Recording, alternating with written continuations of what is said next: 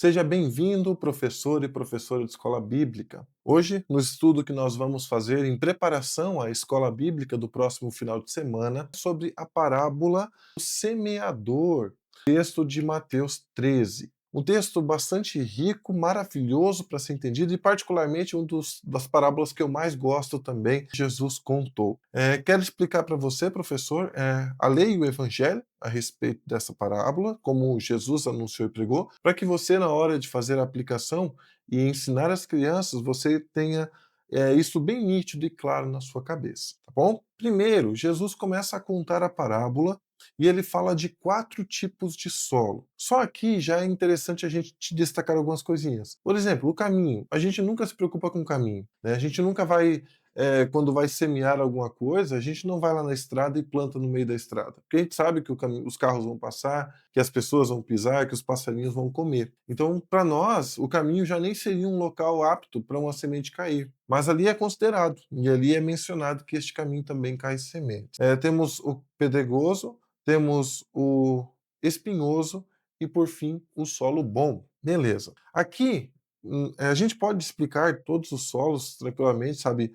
Não tem muito um que separa do outro, a não ser o último que se destaca totalmente dos outros, mas todos eles têm um problema de produzir frutos. Ele não chega a produzir frutos, todos eles. O primeiro nem nasce, e os outros nascem, porém não produzem, e o último produz. Aqui nós podemos colocar alguns exemplos práticos para as crianças entenderem. Por exemplo, o primeiro solo, o solo que é o caminho. A semente nem chegou a fixar no solo, nem os passarinhos, que é considerado depois da explicação por Jesus que são o inimigo, veio e já retirou a semente do lugar. Essas pessoas são aquelas que a gente chama, mas elas não dão importância. O coração delas está tão duro para a palavra de Deus que não penetra. E ela fica ali e o inimigo vem e rouba essa semente do coração dessas pessoas. Provavelmente algum aluno teu vai ter alguma experiência de ter chamado um dia para ir para a escola bíblica e não foram. Ou se foram, foram de mau gosto e não tem interesse nenhum, não demonstra interesse nenhum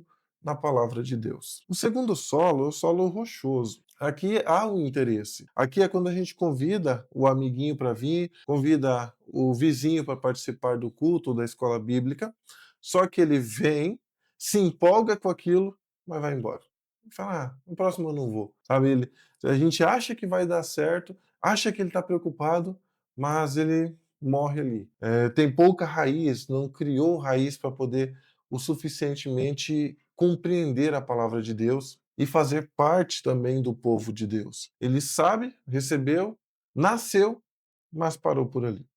E aí tem os espinhos. Os espinhos são bem semelhantes ao solo rochoso. Só que agora o problema não é a raiz. O problema agora não é a base. O problema agora são as coisas ao redor. Por isso os espinhos. Antes do solo rochoso, ele não tinha raiz suficiente para suportar o calor, para passar numa aprovação. Isso acontece principalmente com aquelas pessoas que recentemente conheceram a fé.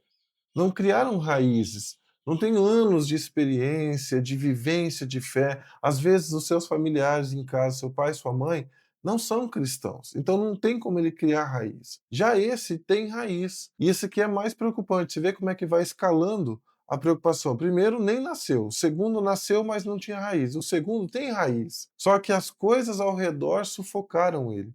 Os espinhos aqui nós podemos classificar eles como rede social, nós podemos classificar ele como um futebol, tudo aquilo que tira o nosso foco de Deus, tudo aquilo que impede a gente, por exemplo, de estar num culto, sendo alimentado pela palavra de Deus, tudo, a preguiça, os compromissos, outras atividades, a nossa falta de interesse, isso se encaixa nesses espinhos aqui.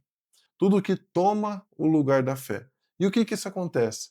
Isso acaba ficando maior do que a fé e sufoca a planta da fé. E por último, o bom caminho, ou bom solo, o solo fértil. Esse solo aqui é legal a gente notar uma coisa. Possivelmente nós fomos todos os outros solos antes de hoje sermos cristãos de fato e crermos a palavra de Deus. E aí vem o peso da lei. Aqui eu já destaco a você, professor, tudo isso é lei, tá? O que eu estou trazendo até agora é só lei. Todos nós já fomos um dos 4 caminhos.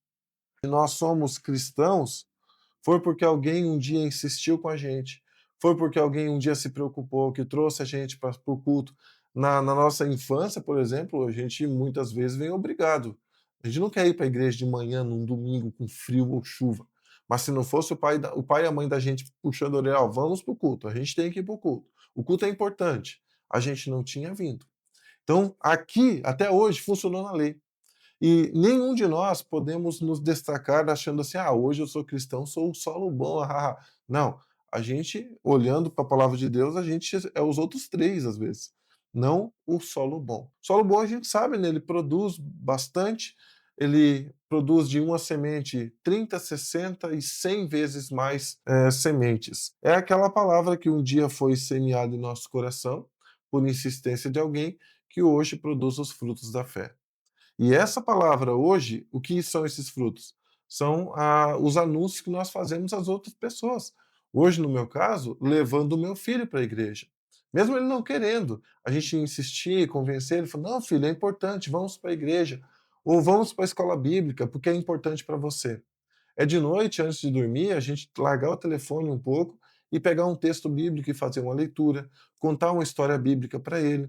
É ali que a semente que foi plantada lá atrás na minha vida, no meu batismo, começa a produzir frutos também. Sem falar no nosso trabalho como missionários, como anunciadores da palavra de Deus. A semente, ela é semeada à torta e à direita, para tudo quanto é lugar. Quem vai fazer produzir é Deus. E aqueles que produzem darão muitos frutos. E aí, eu quero destacar o evangelho dessa parábola. E eu faço alguns destaques. Primeiro, a semente cresce porque Deus faz crescer. Aí você pode trazer para suas crianças aquela experiência do feijãozinho, feijão com algodão. Coloca um grão de feijão ali dentro, rega, molha o algodão e deixa um tempo, a criança vai ver o desenvolver da semente. E falar para ela: olha, o que você fez para a semente crescer? Nada. A gente só olhou. A gente colocou ela no ambiente propício e no ambiente certo ela floresceu. E quem faz esse crescimento e esse florescer é o próprio Deus. Segundo, Deus semeia até onde nós não semearíamos. É interessante notar o caminho, o solo rochoso, os espinhos, a gente não jogaria semente ali. Mas Deus, ele joga. Deus não se preocupa com a semente, ele se preocupa em lançar essa semente a tudo quanto é lugar. E lá em algum lugar essa semente vai florescer. E por último, o evangelho, Deus não poupa a sua semente. Pelo contrário, Deus quer que a gente use essa semente, que a gente jogue essa semente aonde a gente achar até que não tem solução, é lá que a gente deve semear também. Porque Deus fará essa semente produzir. Então, tendo isso em mente, eu trago para você, professor, foque nos solos, né, porque a parábola faz esse foco, mas olhe isso como lei, porque parece aqui o texto está nos acusando. Olha, existe gente assim. E nós somos assim de vez em quando, tá? Quem de nós aqui nunca começou com fogo de palha, né? Quantos professores não começaram empolgados? Nossa, é maravilhoso pregar o evangelho para criança, tá, tá. Dá um mês ou dois já não está mais fazendo. Ou que veio ao culto uma ou duas vezes, gostou muito, elogia tudo, mas próximo primeiro desafio que tem na vida já não quer mais ir. Às vezes recebe visita em casa e já, ah, não, motivo para não ir para a igreja, hoje eu não vou. A pandemia, um tempo atrás, foi um motivo muito grande para muitas pessoas abandonarem a fé. Uma fé que de fato não tinha raízes. Então só demonstrou para eles e para todo mundo ao redor que aquelas pessoas não tinham realmente fé. E o solo bom, né? O solo bom foi tratado, foi curado, foi equilibrado, foi arado para daí estar bom. E Deus faz esse solo ser bom, tá? Não é a gente. A gente tá muito longe. A gente está só aqui como espectador dessa parábola. E o evangelho é Jesus, não tendo dó da sua semente, a semente cresce porque Deus faz ela crescer e Deus semeia essa semente onde a gente menos imagina. Onde a gente não jogaria, Deus está lá semeando essa semente. Então, esse é a explicação que eu posso trazer para vocês. Quero deixar alguns objetivos também para vocês salientarem no estudo e na sua preparação como professor de escola bíblica, salientar a importância de ouvir a palavra de Deus. É importante sim que as crianças ouçam a palavra de Deus, que venham aos cultos, que venham às escolas bíblicas, para que essa palavra continue germinando no coração delas. E segundo, identificar oportunidades para falarmos do amor de Deus. Assim como eles receberam o evangelho gratuitamente, por amor de Deus, por graça de Deus, que nós também possamos levar este evangelho às outras crianças, principalmente os amigos daquelas crianças que estão ali. E é interessante a gente fazer isso e notar isso, porque as crianças são grandes missionários. Na escola, se elas veem algum amigo ou um colega de sala que está passando por uma situação semelhante ao que ela viu aqui, com certeza ela vai falar alguma coisa. E eu gostaria que essa criança falasse algo a respeito do Evangelho de Deus, e não mais de cobrança, porque às vezes a criança que ouve isso já está sendo cobrada, às vezes o lar dela está sendo totalmente destruída, e ela aplicando o Evangelho, trazendo uma visão amorosa de Deus na situação daquela criança, vendo que Deus se preocupa com ela, eu tenho certeza que a palavra dessa criança vai ter bons frutos também. Por último, então, finalizo com a oração. Obrigado, Senhor Jesus, pela tua palavra que mora no meu coração. A tua palavra me faz muito feliz. Ajuda-me a semear a tua palavra para que as outras pessoas te conheçam e sejam felizes também. Amém. Aqui temos no estudo que eu vou deixar para vocês aqui, é um estudo que a nossa igreja disponibiliza, o arquivo PDF está aqui embaixo na descrição.